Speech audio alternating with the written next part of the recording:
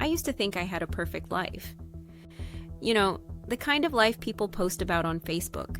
Nice house, 3 amazing kids, a husband who works hard and provides for everyone. We weren't rich, but we were happy.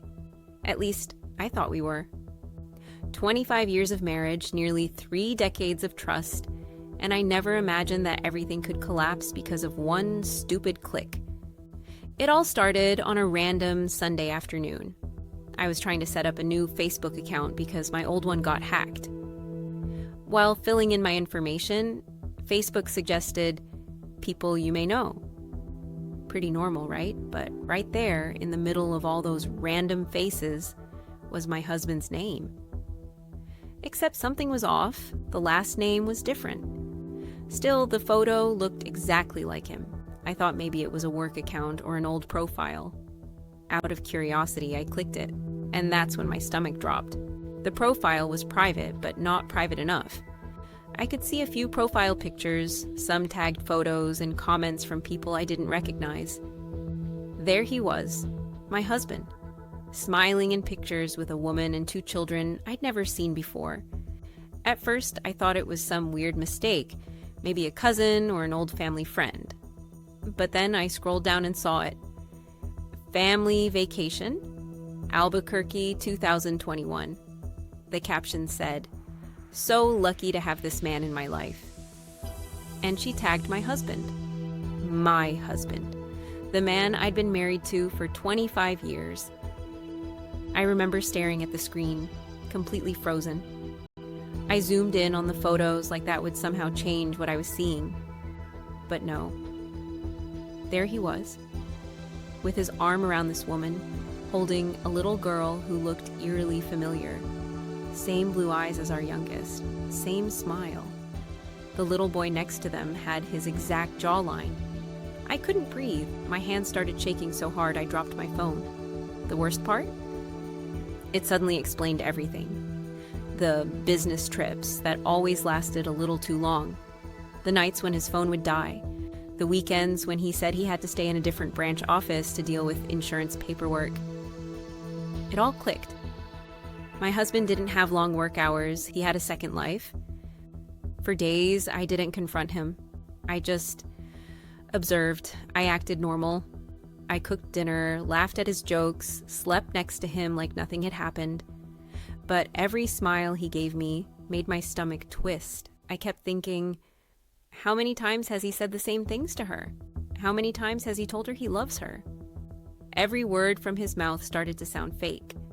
Eventually, I couldn't take it anymore. I went full detective.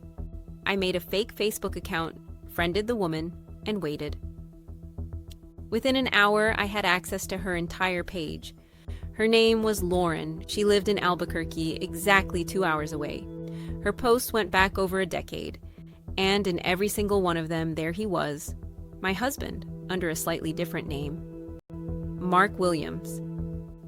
Our last name is Wilson. Subtle, right?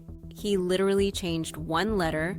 Lauren's first post with him was from 17 years ago. 17 years. That means he started seeing her when our youngest child was barely a year old.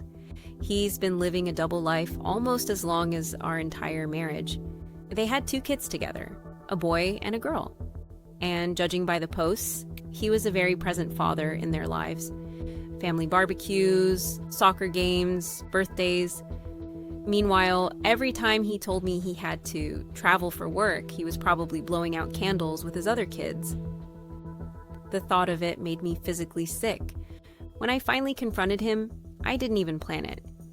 He came home one evening from a business trip and dropped his bag by the door, like always. I just asked, "So how is Albuquerque?" He froze. His face went completely blank. That's when I knew he wasn't going to talk his way out of this. I told him everything I'd found. The photos, the posts, the kids. At first he denied it. Said it was a misunderstanding, some crazy woman making things up online. But when I showed him the family photos, the ones where he's clearly kissing her, his whole body slumped. He didn't even try to lie after that. He admitted everything. The second family, the years of lies, the constant juggling between us and them. He said he loved us both. Both.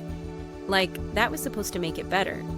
I asked him how he could do this, how he could spend Christmas morning with us, and then New Year's Eve with them, like he was living in two parallel universes.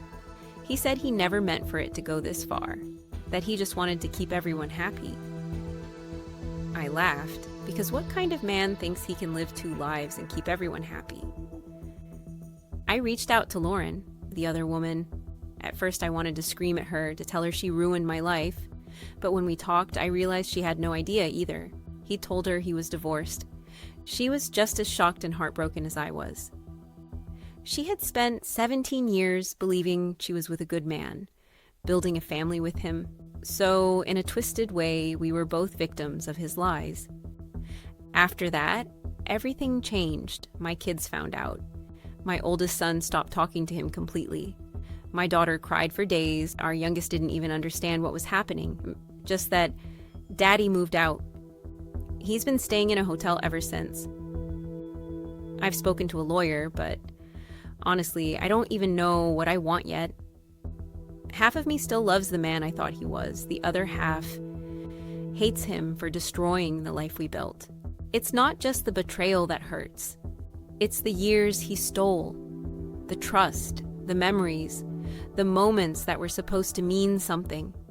Every anniversary trip, every holiday, all of it feels tainted now. I can't stop wondering what he was doing when he wasn't here, who he was holding when he said he missed me. Was he texting her goodnight while lying next to me? I've spent the last few weeks replaying every conversation, every I love you, trying to spot the lie. But the truth is, it was all a lie. The version of him I knew never existed. He wasn't my husband. He was an actor. And I was his audience, applauding every performance. The crazy part? There were signs, little ones. The second phone, he said, was for business. The occasional charge from restaurants we'd never been to. The gifts that didn't fit, so he returned them. I brushed them off every time because I trusted him. Trust. What a dangerous word. It blinds you until the truth hits you like a train. Now, I'm left wondering who I am without him. 25 years of marriage means most of my adult life was built around someone who never really existed. I'm angry, I'm hurt, I'm humiliated, but above all, I'm free. Because as much as this broke me, it also opened my eyes. I don't have to live a lie anymore. I don't have to pretend that everything's okay. He calls sometimes, says he wants to fix things, but you can't fix something that was never real. You can't patch up a life built on deceit. So maybe this is my new beginning. Painful, yes, but real. No more secrets, no more double lives. Just me, my kids, and the truth. And that, honestly, is worth more than the illusion of a perfect marriage ever was.